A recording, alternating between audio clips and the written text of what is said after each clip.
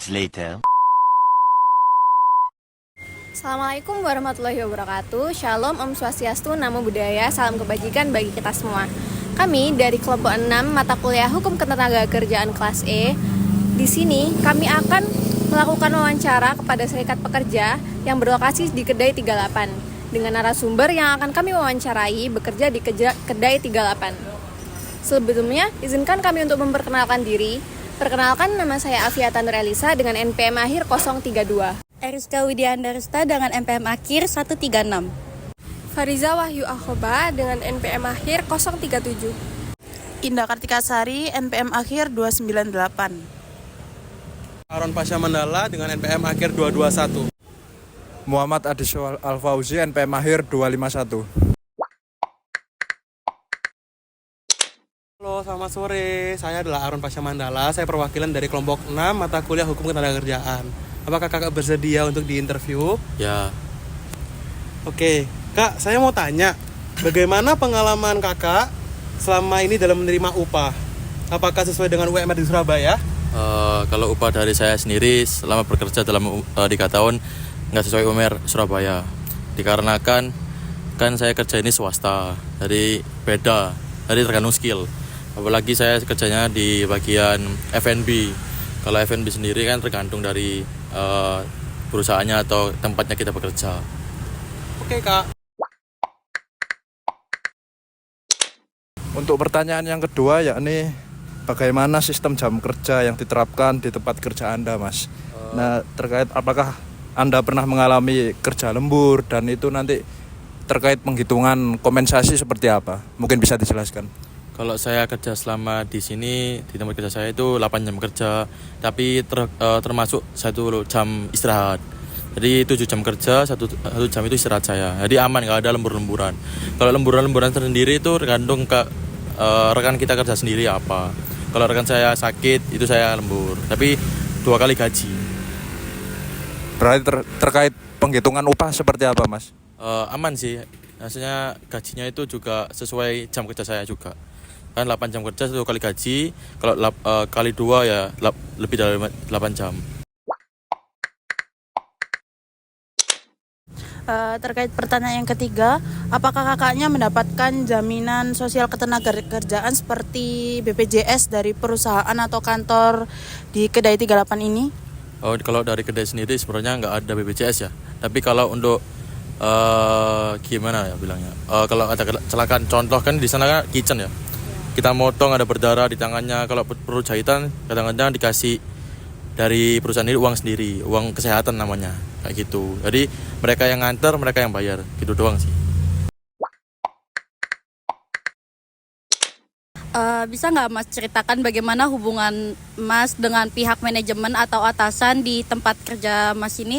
Apakah terdapat hubungan kerja yang sehat atau profesional? Sehat, profesional juga ada, kekeluargaan juga ada. Habis gitu emang kerjanya di sini tuh teamwork banget, jadi nggak ada salah-salahan. Kalau salah-salahan kerja mungkin ada karena miss dalam pesanan gitu kan. Soalnya kita F&B, cuma gitu doang. Masalahnya cuma di komunikasi. Dari masalah-masalah tersebut, apakah terjadi crash besar atau tidak, Mas? Nggak, sama sekali nggak pernah. Ya. Kasih, Mas. Apakah di tempat kerja Masnya pernah terjadi PHK? Jika iya, boleh nggak diceritain sedikit masalahnya dan bagaimana kompensasi dari pihak perusahaan? Kalau PHK sendiri mungkin harusnya nggak ada ya. Karena selama saya kerja di 3 tahun di sini nggak ada. Cuma adanya pengunduran diri.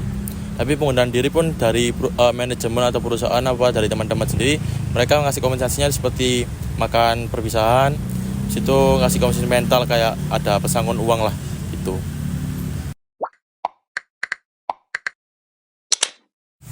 Selanjutnya, sebagai pertanyaan terakhir, kira-kira apa harapan dari Masnya terhadap kebijakan pemerintah atau perusahaan agar hak-hak dari pekerja lebih terlindungi dan adil?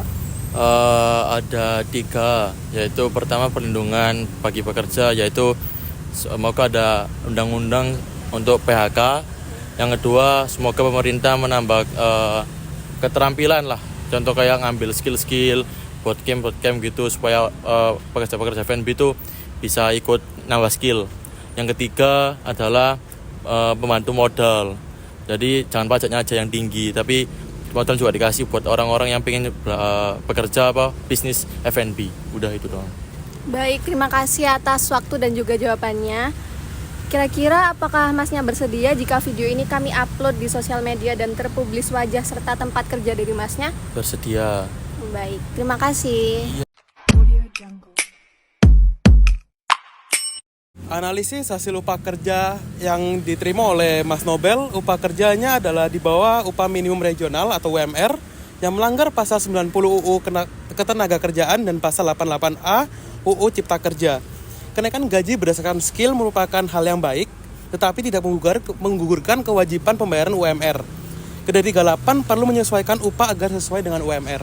Selanjutnya terkait jam kerja yang dilakukan Mas Nobel selama bekerja. Jam kerja yang dilakukan adalah 8 jam per hari termasuk 1 jam istirahat selama 6 hari.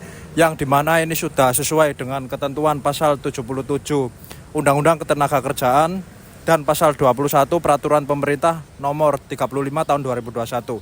Lembur untuk menggantikan pekerja yang absen boleh dilakukan, tetapi harus atas persetujuan pekerja dan pembayaran upah lembur harus sesuai ketentuan minimal 1,5 kali upah per jam untuk jam pertama dan 2 kali untuk jam berikutnya. Dan total waktu lembur tidak melebihi 4 jam sehari atau 18 jam seminggu. Terkait sosial ketenagakerjaan yang ada di Kedai 38. Kedai 38 sendiri tidak menyediakan BPJS Ketenagakerjaan yang merupakan pelanggaran Undang-Undang Nomor 40 Tahun 2004 dan Undang-Undang Cipta Kerja. Kompensasi kesehatan untuk kecelakaan ringan tidak bisa menggantikan cakupan komprehensif BPJS Ketenagakerjaan. Kedai 38 wajib mendaftarkan pekerjaannya ke BPJS Ketenagakerjaan dan BPJS Kesehatan. Baik, selanjutnya analisis dari hasil wawancara dengan Mas Nobel terkait hubungan industrial di dalam Kedai 38. Hubungan antar pekerja dan pemilik Kedai 38 baik. Hanya saja sering terjadi masalah miskomunikasi. Hal tersebut perlu diatasi dengan mekanisme komunikasi yang lebih terstruktur seperti dialog biparit atau forum komunikasi rutin internal. Analisis dari pemutusan hubungan kerja dan pengunduran diri di Kedai 38. Kedai 38 sendiri tidak pernah melakukan PHK, akan tetapi terdapat pengunduran diri. Pemberian kompensasi seperti tunjangan makanan malam dan pesangon saat pengunduran diri adalah inisiatif positif meskipun tidak diwajibkan oleh undang-undang. Namun, tidak adanya perjanjian kerja tertulis untuk semua pekerja adalah pelanggaran pasal 51 UU Ketenagakerjaan. Selanjutnya, harapan dari Mas Nobel sendiri sebagai pekerja yakni menginginkan perlindungan lebih baik seperti BPJS, kemudian upgrading skill melalui pelatihan formal, kemudian pembiayaan modal yang dapat dihubungkan dengan program seperti KUR. Kemudian harapan ini realistis dan sejalan dengan peraturan serta program dari pemerintah sendiri.